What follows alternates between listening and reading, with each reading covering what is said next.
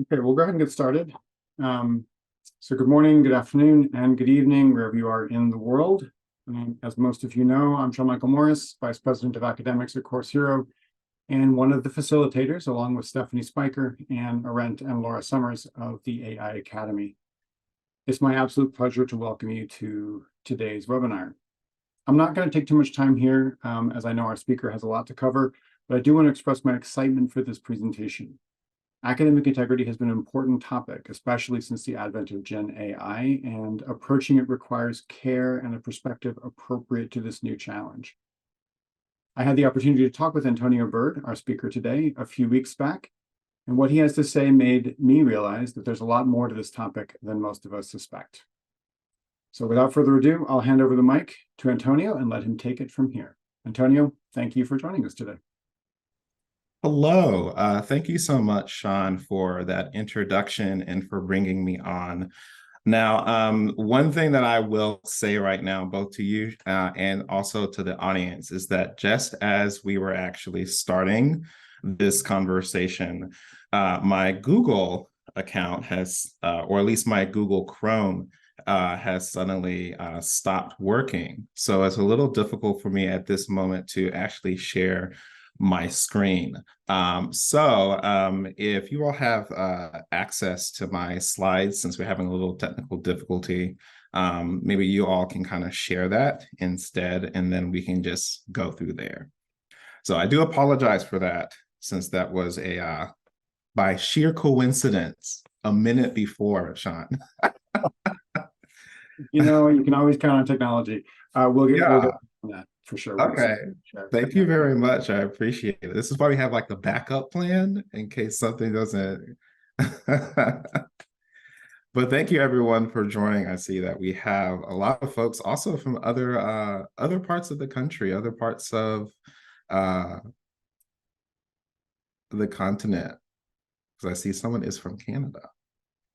Well, again, thank you everyone for coming on. Once we get started, for this particular presentation, I'm really thinking about academic integrity and generative AI. And for a lot of you, you may have been impacted in different ways by generative AI entering the classroom and kind of changing the approach that you have to teaching practice.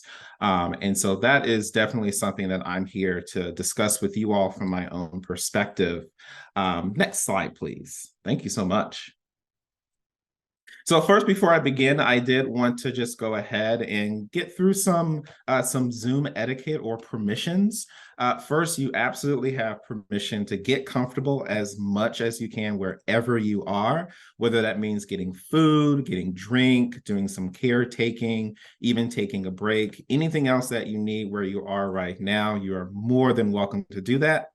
And then, of course, there are multiple ways that we can kind of engage with each other. We won't do breakout rooms, but we will be using our chat function and the QA quite a bit. So if during the conversation you have access needs, suggestions for discussion, any kind of questions or concerns, go ahead and post those in the chat or questions in the QA, and we'll kind of like engage with that. Thank you so much. Next slide, please. So my name is Antonio Byrd, and I'm an assistant professor of English at the University of Missouri, Kansas City. And I also serve on the Modern Language Association and College Composition and Communication Task Force on AI and Writing. We've been meeting pretty regularly since February of 2023 to talk about how can humanities scholar intervene with generative AI in our classrooms. And over the summer, we did produce our very first working paper, kind of outlining some recommendations, issues, principles that can be a helpful guide for educators, in particular in English, but other folks in other areas of teaching, such as STEM, have also found it useful for them to think through. Next slide, please. So for this question today, I'm going to think about how can we use generative AI to further our academic integrity values. And this does not mean that we're going to go to ChatGPT and ask them to write academic values for us. It's going to be a very human experience for us. Next slide, please. So this is the recommendation that comes from one of from the working paper that we released over the summer. In recommendation 4, we suggest to teachers that they support students rather than punish them, and that they promote a collaborative rather than adversarial relationship between teachers and students. And we urge caution and reflection about the use of artificial intelligence text detection tools. This is the recommendation that I'm going to be responding to with this talk. And I'm not representing the MLA task force. These ideas are my own. And I'm just using this as a way to kind of like build on what this might look like for the rest of us, and especially in the writing classroom. But there could be ways that you might find this might be generative for where you are if you are outside of English. Next slide, please. So in this presentation, I'm going to expand on recommendation 4 and thinking about what academic integrity really means in my own practice as a teacher and researcher. So first, I'm going to use academic integrity values as one step toward teaching critical AI literacies. And then for the second point, I'm going to offer some strategies or some ideas on how we can use existing academic integrity values with our students and kind of put generative AI under the microscope to really interrogate how it may assist us in our thinking for critical inquiry. Next slide, please. So by the end of our presentation and our time together, I'm hoping that we have some strategies for creating a community of learners with our students. Maybe we have some methods to kind of critique the integrity of generative AI. And then we'll have some approaches to creating policies within our own departments on how generative AI may or may not be used in our classrooms. Next slide, please. So this is what we're going to be doing for today. First, I'm going to discuss my reflections on some of the shortcomings of our current approaches to academic integrity. And then I'm going to look at some of the academic integrity values that we know about and kind of put generative AI under the test. How well do they actually follow these values? And then the third part of this presentation, I'll talk about some strategies, some practices for developing critical AI literacies, but using academic integrity values. I make sure to provide just a little summary at the end. And when I practiced this, I had about like 13 minutes for questions. So I'm hoping that at the end, we'll have at least 10, 15 minutes for any questions and comments that people might have. Next slide, please. So shortcomings of approaches to academic integrity. As we go to the next slide, there's going to be a couple of things for some interactivity. What you're going to see is a couple of scenarios. And as I read these scenarios, what I want you to do is think about why the professors use generative AI detectors in these scenarios. And we can post that in the chat at the end of the description of these two instances. Next slide, please. So this is scenario 1. Louise uploaded a brief summarizing a Supreme Court case for class. She received an email from her professor informing her that Turnitin's AI detector flagged her paper as partially written by artificial intelligence. The professor referred her case to the Office of Student Support and Judicial Affairs. Louise spent the next several days gathering evidence for the appeals process, and Louise was applying to law school at the same time. Applications require she disclose any disciplinary procedures that may have happened in her undergraduate. She eventually proved her innocence, but the appeals process and disclosing the incident to law schools gave Louise a lot of anxiety and stress by the end. So that's scenario 1. Let's go over to scenario 2. Taylor Hahn is a communications lecturer at Johns Hopkins University. He, like instructors at 16,000 other institutions worldwide, used Turnitin to detect plagiarism and synthetic text, that's artificial intelligence, text. Han received an alert that one of his students had used generative AI. When Han addressed the flag, the student supplied him with evidence that she had in fact written her own paper.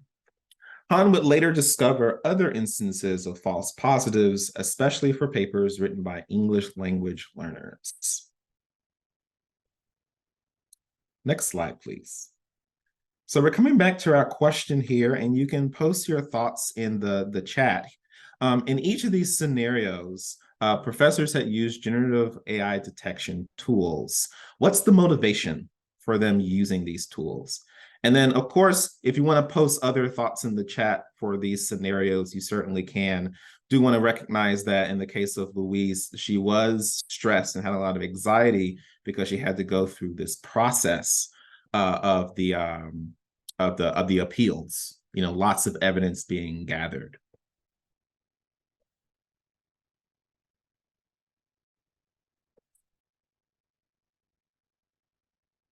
I'll just wait 1 minute to look at these responses. Okay, Malda says, they want authentic human writing. I like that response. That is good. Sure, students are doing the work. I really like what I believe it's Lorna post. Plagiarism is at the forefront everywhere. That is that really sets us up actually for the next few slides in this section. I really like that.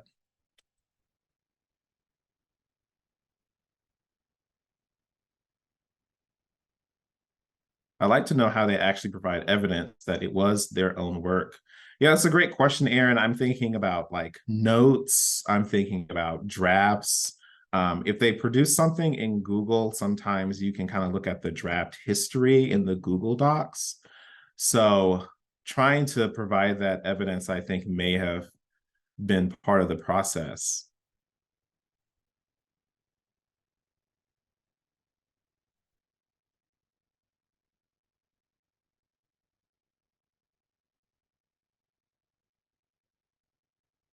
At this point, Anthony says, wanting to protect students from making choices that will do harm to them at higher level courses and beyond.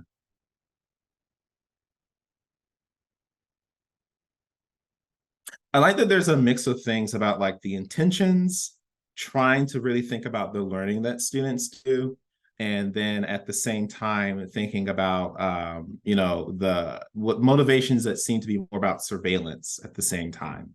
Let's go to the next slide. Thank you for doing that. This is probably something that a lot of you have already heard before about how there are a lot of shortcomings with many AI detection tools. So these are just a couple of examples that have been released in the last few months. Vanderbilt has disabled Turnitin's generative AI detector, finding it unreliable for students. So they have decided not to incorporate that tool into their classes or their learning management software. And then a study earlier found that when you use detection software, there's a tendency to misclassify non-native English writing as AI generated. So these tools are very limited in the data that they're actually using. Next slide, please. And of course, OpenAI has made a confession in the last several months. They did have an AI detection tool, but then they discontinued it. This is a screenshot from their frequently asked questions on their website. And in answering the question, do AI detectors work? They say no.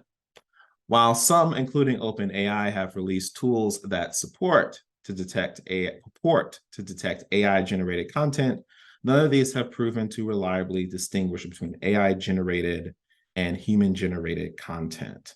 Next slide, please. So I think this is something that actually came up in the chat, which kind of like affirms your initial thought, which is that we can create a culture that puts more trust in academic dishonesty than academic integrity. And this goes back to that comment that says that plagiarism is at the forefront of everywhere. It's kind of like what we're always kind of thinking about. Next slide, please. To put it another way, I think that we have a conventional logic of academic integrity that is actually reliance on academic dishonesty, which disrupts relationships with our students and learning communities.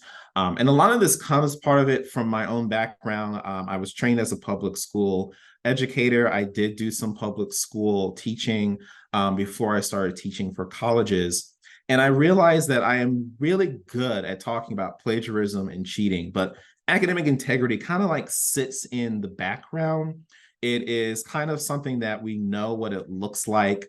Sometimes it's because of the way that I teach. So, for example, make sure that you cite your sources, make sure that you paraphrase and summarize other sources properly. That is kind of like getting at that academic integrity, but it's not always something that's at the forefront. But words like cheating and plagiarism is right there in front of me in my years of teaching. When I was a master's student, the first thing that they gave us was have your students put their paper through turnitin.com to check for plagiarism. And that was kind of like at the forefront of my mind and really articulated explicitly. But I'm not entirely sure that really helped me think about academic integrity really productively. Next slide, please. So I think part of it is that we give a lot of power to the language of dishonesty sometimes in our teaching, in our classwork. Plagiarism and cheating are words that we're really familiar with, but at the same time, there are other versions of that dishonesty, right? We have data fabrication, collusion, deceit, facilitating academic dishonesty, or even creating a contract that actually leads to cheating itself. So much of this language I'm very familiar with, and I think that really guides a lot of our conversations about generative AI when we're putting it in the context of our schools. Next slide, please. So what I'm going to do is just give 3 examples of where I see that cheating and plagiarism is how we often frame it, but we're not really articulating that integrity part just yet. First, this is a screenshot of an article. Professors have a summer assignment: prevent ChatGPT chaos in the fall. So in this article, my colleague Anna Mills is quoted. They did an interview with her. She also serves on the task force. And after she did that interview, we got a draft of that article, and they just wanted us to look at it to fact check it. And what we noticed as a task force is that the article was really kind of simplifying the work that we were doing. When we did a webinar and we released the working paper, the article was just saying that we were just talking about cheating, or that cheating was always the biggest concern for a lot of teachers when we did an informal survey with about 400 members of each organization. And when you look at that paper, we're doing a little bit more than just thinking about cheating and plagiarism. We're thinking about the labor of teachers. How does this change your labor? What does this do for our students of color, if they don't have access to these tools? What does this do for how we even do research?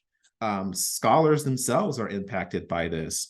But cheating and plagiarism, it felt like a very easy, simple thing to grasp for people in this article. And we kind of like pushed back against that and said, we're doing something that's way more complicated than just that.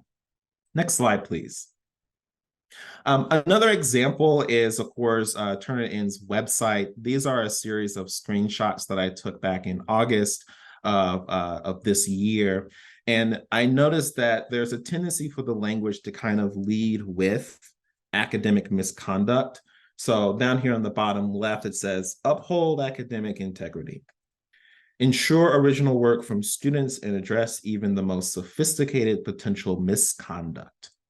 Over here on the right, where it says originality, underneath it, it writes, address the originality of student work and emerging trends in misconduct with this comprehensive solution. And then my favorite one is on the left-hand side. We see student success starts here.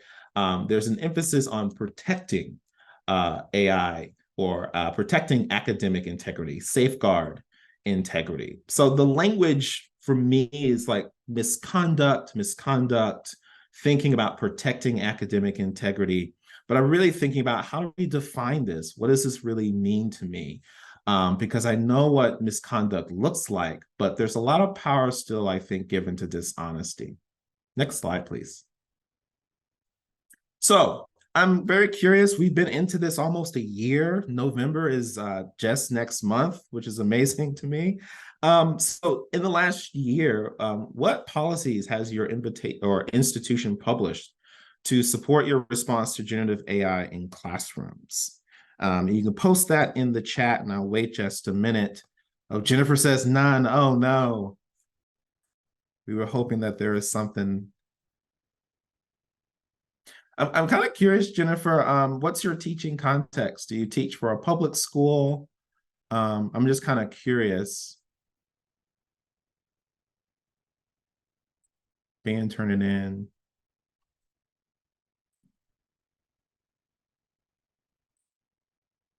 Left it up to individual faculty. Public community college. Thanks, Jennifer, for sharing that. Bridget writes, my institution has instructed faculty to add language in the academic integrity section, asking students to cite AI on their assignments. Okay, yeah. MLA, APA, they do have some suggestions out there. Oh, I like this. Cornell's guidance for creating AI policies.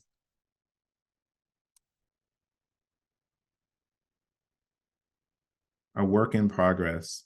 Yeah, I think we're slowly coming to grasp it. I'll talk a little bit more about my own context as well, in showing you the policy that we have. Next slide, please. So this is the University of Missouri system policy. They just released this on August 1st, and they put that language under the academic dishonesty section. Here, what I really want to do is just kind of like highlight what's in bold. So I know a couple people said they just left it up to the individual faculty. The University of Missouri system includes 4 schools. University of Missouri, Kansas City, my school is one of them. And you see that throughout, they suggest without permission from the instructor, contrary to instructions from the instructor. And then finally, at the last bullet point, using artificial intelligence tools in a manner that violates any other provision of these rules concerning academic dishonesty. So there's that power that's given to academic dishonesty again. It's something that we understand. It's defined for us.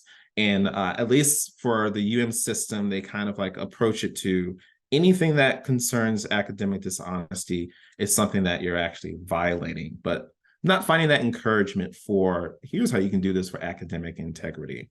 Next slide, please. So to end this section, it's a new world for academic integrity. I think protecting academic integrity from academic dishonesty can turn teachers into suspicious detectives. Kind of like some of the things that you were saying about the motivations for using these tools. I think rather we use academic integrity for critical inquiry and problem solving. It's a tool to be used, not something for us to be protecting or covering over with academic dishonesty. So in the next section, we're going to be thinking a little bit more about the values that we have about academic integrity. Next slide, please. So let's see what happens when we put generative AI to the test with some values. Next slide. I think to start off with this framing here, and it kind of reiterates what I said before, but that school is a space for creating and exchanging ideas for public good. Academic integrity frames how we practice this goal in community. Integrity describes teachers' and students' character. It also describes the integrity of knowledge and its impact on real lives. So we are always using academic integrity, but we're not trying to withhold it or really trying to protect it. It's a tool for us to use. Next slide, please.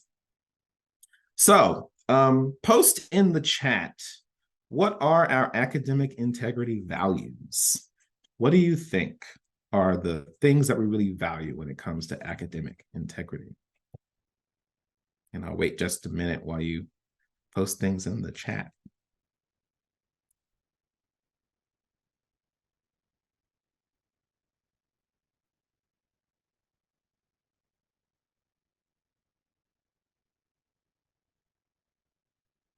Open inquiry, like that.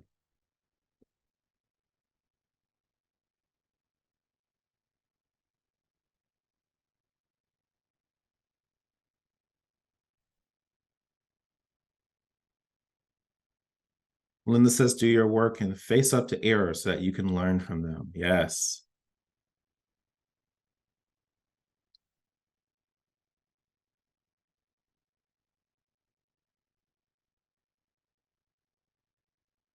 Transparency, accountability. Okay, this is great. Next slide, please. We'll go ahead and take a look at some of those.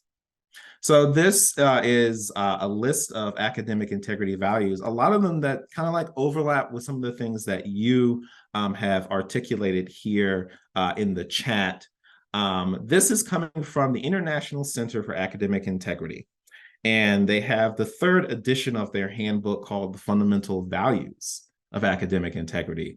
And so this is just a list. They list 6 values: honesty, trust, fairness, respect, responsibility, courage. Honesty is free from fraud or deception. Trust is assured reliance on the character, ability, strength, or truth of someone. Fairness, fair, impartial treatment, no favoritism. Respect is valuing diversity of opinions and the need to challenge, test, and refine ideas. We want to uphold agreed upon standards, and we want to have the strength to persevere under difficulty. And that includes that, as someone said in the chat, own up to your mistakes. Just speak it out. Like, this is all part of the learning process. Next slide, please.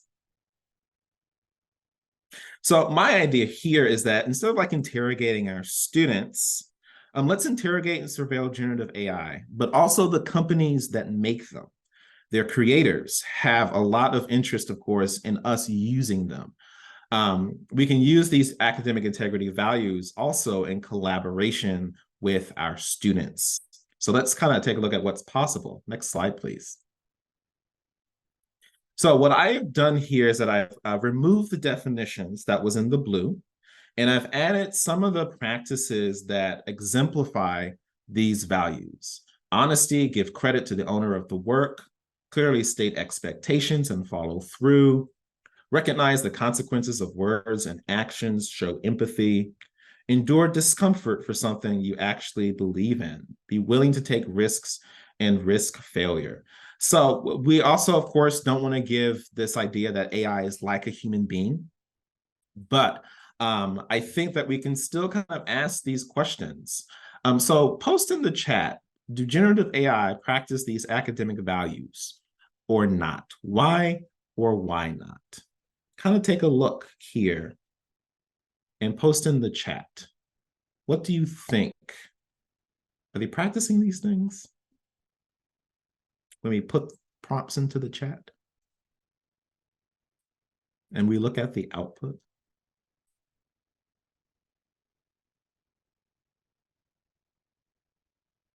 Okay, Jane says, respectful in my experiences with AI.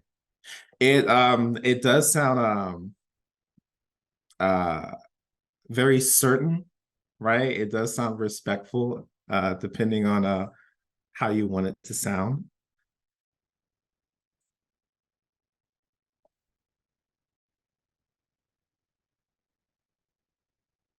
A warehouse of information catalog. Yes. Yeah, they sound human. They sound empathetic.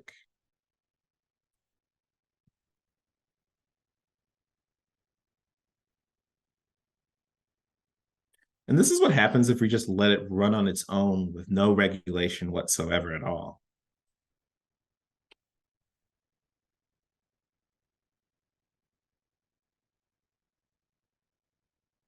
Next slide, please. So in this one, we kind of like go deeper into the problems with these tools themselves. And this is what happens, like I said, when they're not regulated, when we don't put control over them ourselves for the critical inquiry that we're doing, generative AI can really run just amok, right? So this list of ways that generative AI is itself dishonest comes from a presentation by Sarah Luciani. She's a research scientist and climate lead at Hugging Face. and she did a presentation called Generative AI Models, History, Costs, and Risks. And there's a slide where she looks at the costs of using generative AI and artificial intelligence.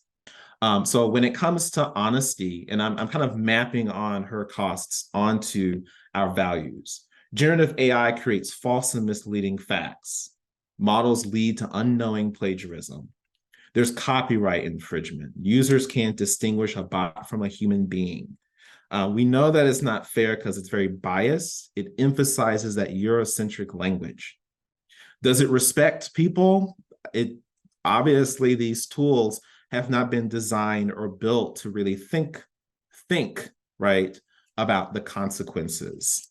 The biggest thing, of course, is responsibility. This is going beyond the tool, but how you actually design and create it. It exploits the labor of underpaid, marginalized people. I know I have here carbon, but if some of you may know about how Microsoft has a data center in Iowa, and there is now kind of this negotiation happening between Iowa and Microsoft on how much water Microsoft can use to cool its data centers. So the more you use generative AI, it's heating up. And so they need to cool those that technology for AI to really work. And so now it's like, how much water can you use from Iowa that's meant for its citizens and its people? So just like some folks have said, it does need to be regulated because these are the dangers that it actually is bringing into our own classrooms. Next slide, please. So we're kind of being forced into using these tools that they don't fit our academic integrity values, the things that we want from our students, we expect of ourselves as well. And then on the surface, if we're not really bringing in our own critique or attention to the tool, it's never going to really align with our academic integrity values. The technology just kind of like is the antithesis of what we do in schools. Next slide, please. So what we can do is like certain strategies that I use in a way to promote academic integrity while also kind of being critical of artificial intelligence, because we know that they're going to be used. We know that they're being deployed almost everywhere. For me, when I'm on the internet, the algorithms keep sending me, here's this latest thing that you can use that's powered by artificial intelligence. It's used in the workplace. So we know our students will be encountering these things later on when they are on the job market. So we can think about how academic integrity values are our tools for really thinking about critical AI literacies. Next slide, please. So here are the three things that I'll talk about, the activities that I think about with my students. First, creating an environment for critical inquiry. The second, doing a values affirmation activity. And then three, what are some practices that we can do with generative AI that matches those values? So this is where we have to step in and kind of think about how we're using these tools and technologies to kind of bring it into what we really value. And then I'm going to show one tool at the end as an example for practice using a word processor called Lex Page. And I'll show that to you towards the end. Next slide, please. Let's do some big picture framing first. Let's think about how we are empowered and really in control of the type of work that we do as teachers with our students. Next slide, please. So first, there's this top-down decision-making, and we actually discussed this in the working paper, where we are reluctant to kind of make the policies that we have about artificial intelligence happen from just administrators. So the process for our policy for generative AI starts at the board of curators. They may have like a subject matter expert that they consult with, and then they craft the language. And it comes down to the president of the university, who's in charge of all 4 of our schools in the state. And then finally, the chancellors and the provosts, they give that to the faculty, the students, the staff. And we get some awesome support from our instructional designers. They have fantastic resources on the Missouri Online website. So this is necessary when you want something quick and you really need a response. But let's go to the next slide. One thing that I think what we really need is kind of like a partnership. And that's something that we advocate for in the working paper. Something that we're connecting with students, faculty, and administrators to think about what is critical AI literacy? What can we actually do with this? I'll tell one story. I was sharing some tools with one of my graduate students a couple of weeks ago to help them think about how they can write their research article. And one of my graduate students in creative writing, she raised her hand and she said, Dr. Byrd, no, this does not fit within my workflow at all.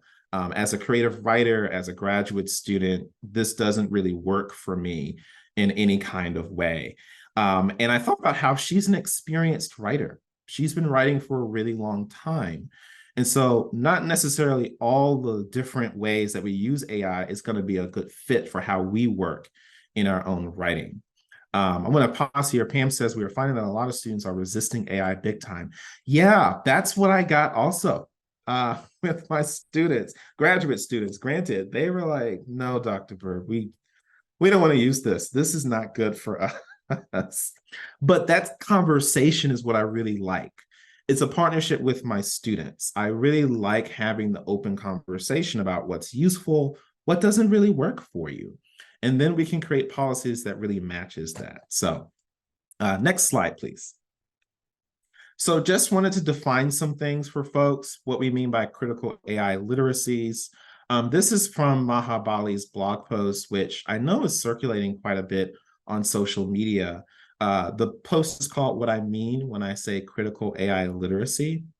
And first, when we say literacy, we mean how to use something, capacity to know when, where, and why to use it. And then Maha says by critical, she means it in multiple senses of the word. Be skeptical, question. Think about critical pedagogy. How does AI reproduce social injustice and inequity? And then, of course, critique those potential harms, what we kind of talked about in a few slides ago. I kind of want to add some things that will kind of really think deeply about what we're going to do with AI when we do come to those policies. So next slide, please. First, I want to add to that definition some ideas from Brian Street, who wrote Autonomous and Ideological Models of Literacy. So my background is in literacy studies, how people use it, to what are the consequences, especially for Black people. And Brian Street says that literacy isn't just this neutral tool, but it is actually a social practice. It is always embedded in socially constructed epistemological principles. In other words, we have different definitions for literacy. We put all kinds of values on it. And some of those values are actually rooted in ideology.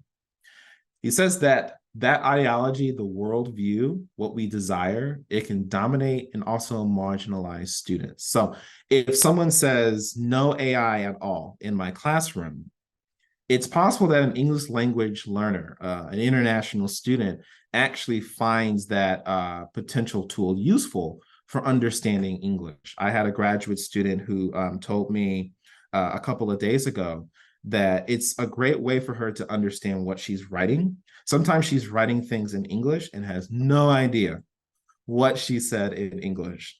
But the ChatGPT kind of like gives her a sense of what this actually means.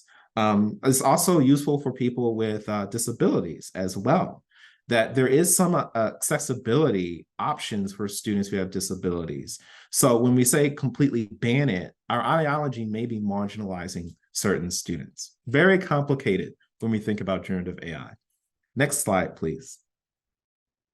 And this is the final thing that I want to add, that when we're using generative AI or really thinking about it, even letting students use it just a little bit, we're kind of participating in these bigger political, cultural things that are happening around us. Kate Crawford wrote a fantastic book, Atlas of AI. If you want to really understand how AI is just changing everything that we know, that is a fantastic book that you should definitely read. Very accessible language. maybe even something that you want to share with your students if you want to. Here she says that AI systems are ultimately designed to serve existing dominant interests. In this sense, artificial intelligence is a registry of power. So when we get these tools, and I think that we're going to have to use them, they're going to be forced on us. Microsoft is going to have it, for example. We really want to have conversations with students and our colleagues about there's a lot of power behind these. Someone benefits from it when we use it.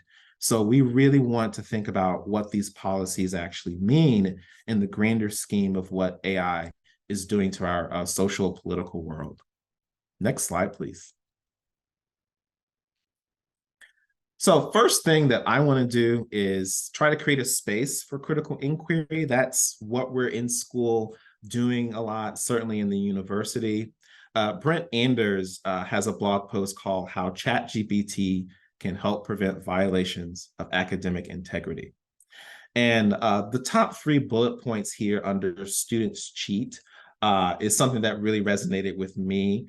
Students cheat when not being fully prepared, fear of failure, not enough time to complete assignments, not fully understanding the material, or believing that there is a culture of cheating happening around them. It's acceptable or other people are actually doing it.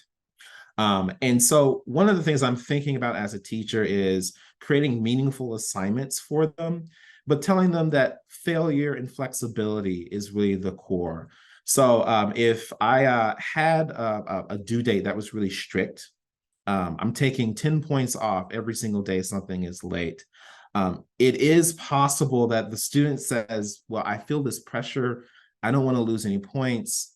I'm almost out of time. I'll just go to ChatGPT. That will help me. Creating an environment that allows failure and flexibility, I think, could be one way that we're enhancing critical inquiry. It's where the student is doing that work as a starting point. Next slide, please. The other thing I'm thinking about is how generative AI is like this one piece of multiple points of inquiry and integrity. We as teachers, we have integrity, right? We are a source to go to for help for doing critical inquiry. Librarians, I don't think librarians get enough attention or enough praise, I think, mostly because we're always going to the library database. But librarians are a fantastic source or point of contact for critical inquiry. So I like to think that generative AI is one piece of a lot of other people that we can go to do critical inquiry and problem solving. Our peers, our students' peers, university or school tutors, and of course, the instructor as well.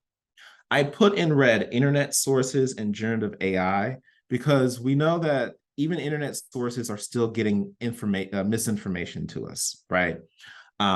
In the same way that generative AI is going to produce sources that don't make any sense, that they're not real. So there's always this caution when we want to go to the internet or we want to go to generative AI. And yet we have tools to really assess what happens with internet sources. I didn't post this in our list of sources, but if you know about Beam, it's a rhetorical way of citing sources. Is this article background?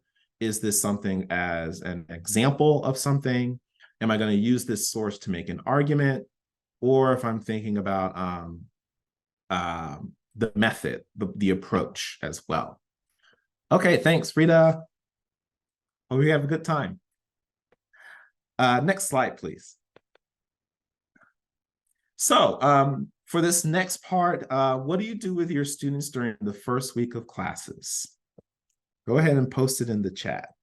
So we know we want to try and create an environment for critical inquiry. Now for this next activity, what is it that you do in your first week of classes with your students?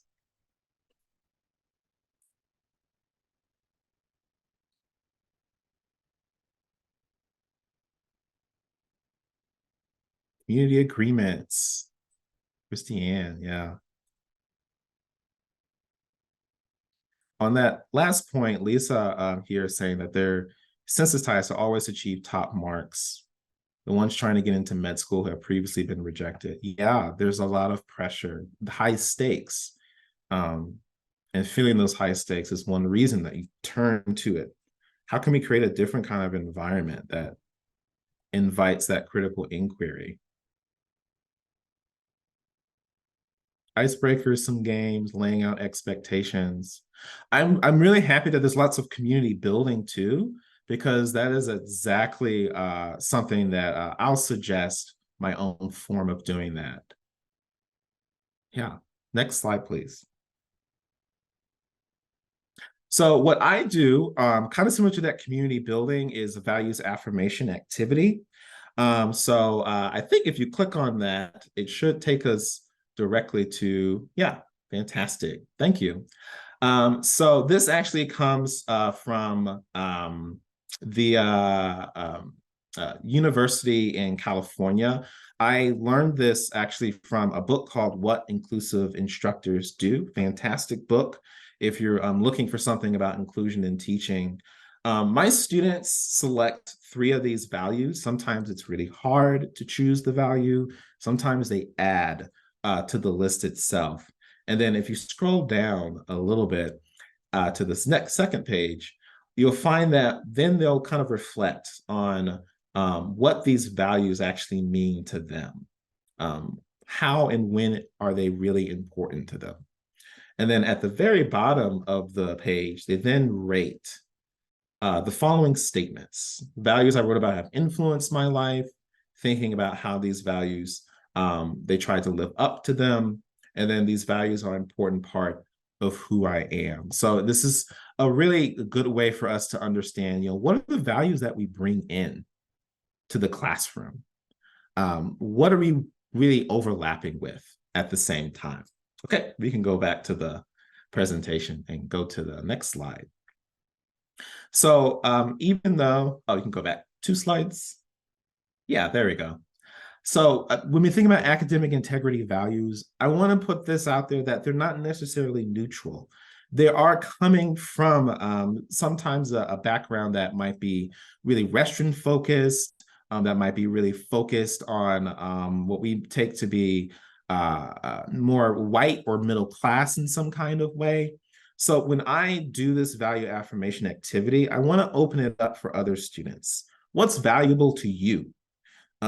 Based on your ethnic, racial background or your own personal background. Maybe it's not tied to that specific identity, but you're coming in with something that you've learned from your own lived experience. And then we can kind of expand on our academic integrity values and bring that into the classroom. Next slide, please.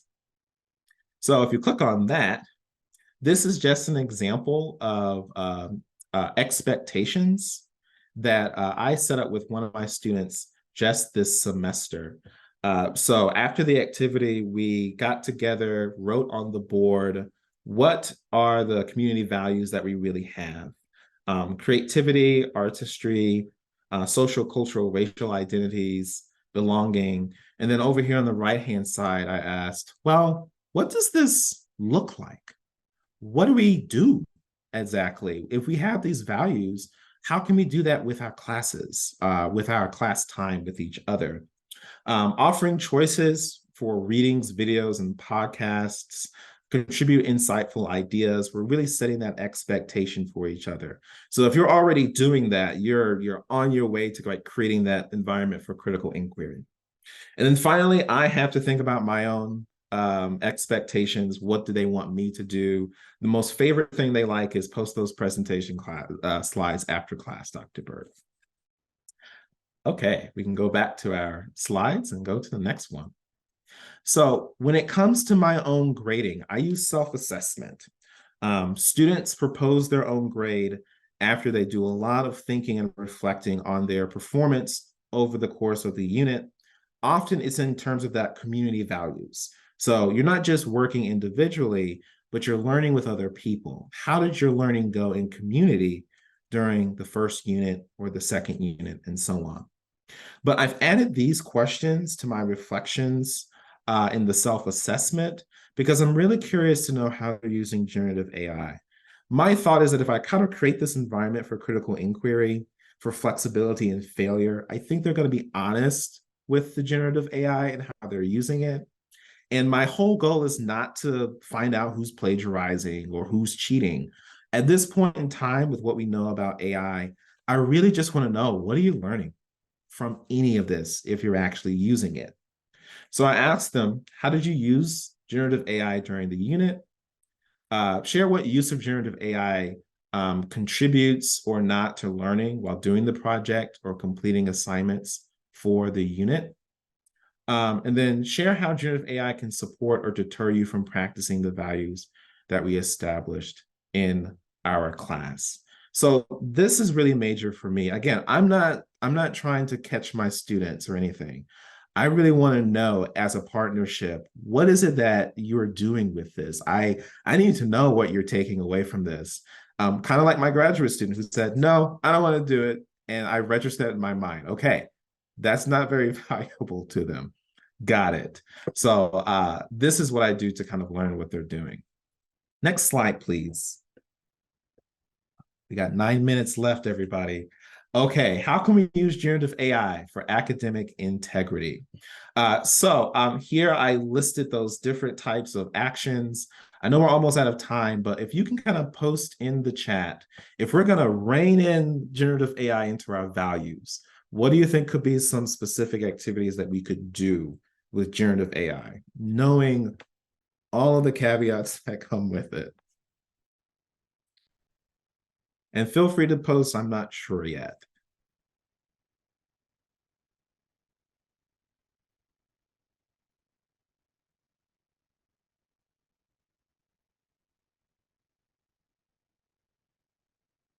I think it's like a thinking question, if you haven't thought about it. I'm still trying to figure it out myself. Simple exam type questions for practice. Yeah. It's probably like the low stakes things. At my institution in the English department, I helped write a guidelines document. And in that document, we said, you can use this for the low stakes, thinking about possible theses or different types of directions that your argument could go in.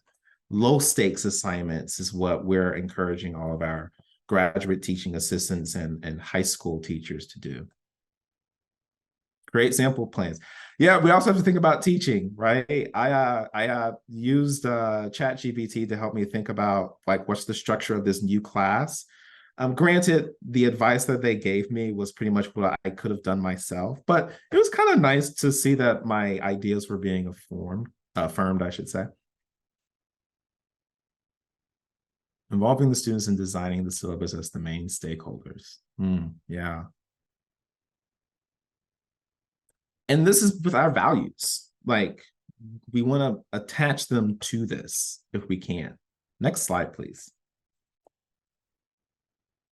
So these are just like a list of, I guess, principles or ideas. Using generative AI as a writing assistant. In my own field, that metaphor has been used and studied very often, especially in thinking about the ethics of using this. So what I think about here is, first and foremost, before we go into LexPage or ChatGPT, the first thing we should do is establish that the student and the teacher, they take the lead on doing critical inquiry. They are the ones who are in charge of that problem solving of the assignment. And then when we start going to the prompts, what we're doing is doing an invitation. Now you're invited into the work that we are already doing right now. And it's all about the process of critical inquiry. Some of the ideas that you posted, some of the low stakes things that kind of builds up to the final project or the thing that you want to create. You always want to evaluate those outputs closely. You can develop that with your students. Does it use fake sources? Does it seem to have a lot of bias against a group of people? And then you can always ask stronger prompts. And then finally, the key thing is, you need to identify when it's time for generative AI to leave the process. Okay, that's enough. We're back to us. Next slide, please. So you can go to Writing with LexPage, and since I'm not logged in, I can't actually show it to you. But what I will do is kind of like share the actual document with you. But it's actually like fused with Chat GPT. It's kind of integrated into it.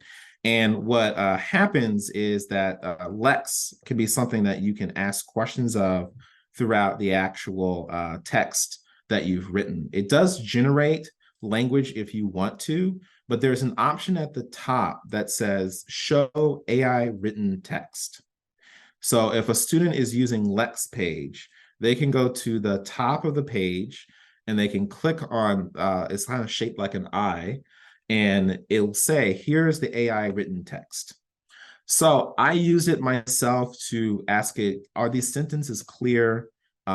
Is it very useful for me to express myself in this way? And then Lex gives me some advice. Sometimes it's not really good, but it does make me think about the language that I'm using. And that's been one of the most helpful things behind it. But again, just an assistant on some of the language I've already written. Next slide, please. So I think some of these ideas might be a heavy lift. I know that for teachers, sometimes we're teaching a lot of students, 5, 6 classes. If you are teaching in college, of course, I taught high school. I had 6 classes back to back when I was teaching in public schools. Did not get a break until the afternoon at 2 o'clock. So if we go to the next slide, here are a couple of resources. Maybe you're familiar with it. Think about those small steps that you can take. Small Teaching by James Lang or the online version by Flower Darby are great resources. And I think it's a great philosophy. So take little steps along the way, but I love that idea of just doing it in partnership with your students. Next slide, please.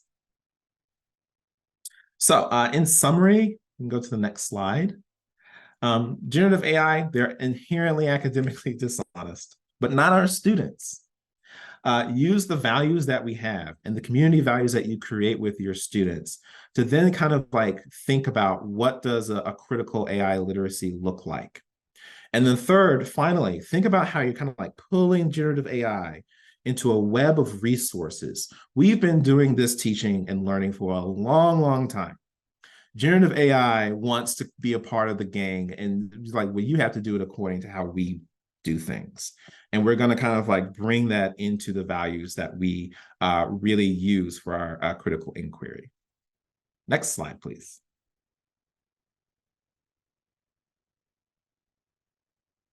So I know that we are down to like the last 2 minutes. But if there are any questions or comments that people have, you can post them. You can also email me as well. But thank you so much.